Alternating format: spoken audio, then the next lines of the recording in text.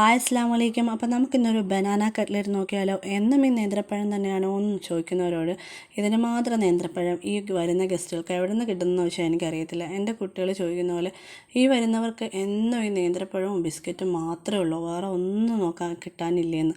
അവർ വേറൊന്നും കൊണ്ടുവരത്തുമില്ല. നമുക്ക് പറയാൻ പറ്റില്ലല്ലോ നിങ്ങൾ വെറൈറ്റി ആയിട്ട് എന്തെങ്കിലും ട്രൈ ചെയ്യുമെന്ന്, പ്രത്യേകിച്ച് ബന്ധുക്കളാണെങ്കിൽ. അപ്പോൾ ഇത് കേട്ടുകൊണ്ടിരിക്കുന്ന ബന്ധുക്കളാരും വേറെ വിരോധമൊന്നും വിചാരിക്കരുത്.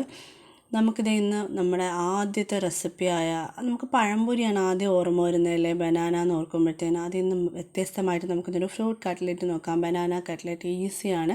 അപ്പോൾ നമ്മൾ നോക്കി ചിരിച്ച് കറുത്ത സുന്ദരിയായിരിക്കുന്ന ആ വാഴപ്പഴത്തിനെ എടുത്ത് കട്ട് ചെയ്ത് ചെറുതാക്കി എടുത്ത് മാറ്റി വെച്ചിട്ടുണ്ട്. അതിനുശേഷം നമ്മൾ കുറച്ച് നെയ്യ് റോസ്റ്റ് ചെയ്ത് അതിലേക്ക് വേണമെങ്കിൽ മാത്രം കുറച്ച് നട്ട്സോ കിസ്മിസോ ഒക്കെ ഒന്ന് റോസ്റ്റ് ചെയ്ത് സൈഡിലോട്ട് മാറ്റിയതിന് ശേഷം ഈ കട്ട് ചെയ്ത ബനാന കൂടി അതിലേക്ക് ഇട്ട് ഒന്ന് റോസ്റ്റ് ചെയ്തെടുത്തതിന് ശേഷം നല്ല പഴുത്തതാണെങ്കിൽ വേണമെങ്കിൽ മാത്രം മധുരം ചേർത്ത് കൊടുക്കുക, ഓപ്ഷനിലാണ്.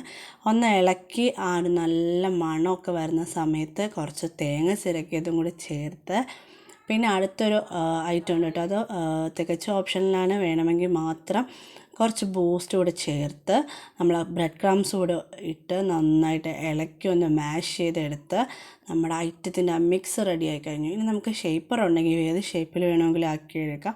ഞാനിപ്പോൾ തൽക്കാലം ഒരു ടിന്നിൻ്റെ അടപ്പാണ് എടുത്തിരിക്കുന്നത് കേട്ടോ. ജസ്റ്റ് നമുക്ക് നോർമലായിട്ട് യൂസ് ചെയ്യാൻ വേണ്ടിയാണ് അങ്ങനെ കാണിച്ചിരിക്കുന്നത്.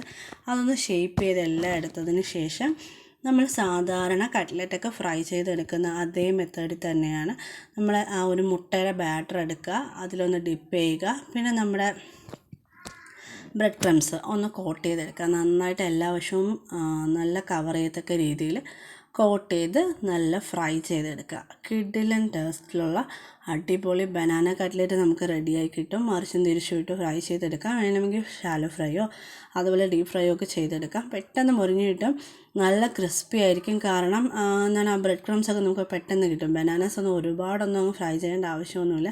അപ്പോൾ അതേ ടേസ്റ്റി ആയിട്ടുള്ള നമ്മുടെ ബനാന കട്ട്ലറ്റ് റെഡി ആയിട്ടുണ്ട്. നല്ല ടേസ്റ്റ്, നല്ല ക്രിസ്പിയാണ്. എത്രത്തോളം ക്രിസ്പിയാണെന്നാണ് ഇതേ കാണിച്ചിരിക്കുന്നത്. അപ്പോൾ നമ്മുടെ വീഡിയോസൊക്കെ നിങ്ങൾ ട്രൈ ചെയ്ത് നോക്കണം. കൂട്ടത്തിൽ ഷെയർ ചെയ്യുകയും സബ്സ്ക്രൈബ് ചെയ്യുകയും ലൈക്ക് ചെയ്യുകയൊക്കെ കൂടെ വേണം. നിങ്ങളെ സപ്പോർട്ട് ഉണ്ടെങ്കിൽ മാത്രമേ നമുക്ക് മുന്നോട്ട് പോകാൻ പറ്റുള്ളൂ.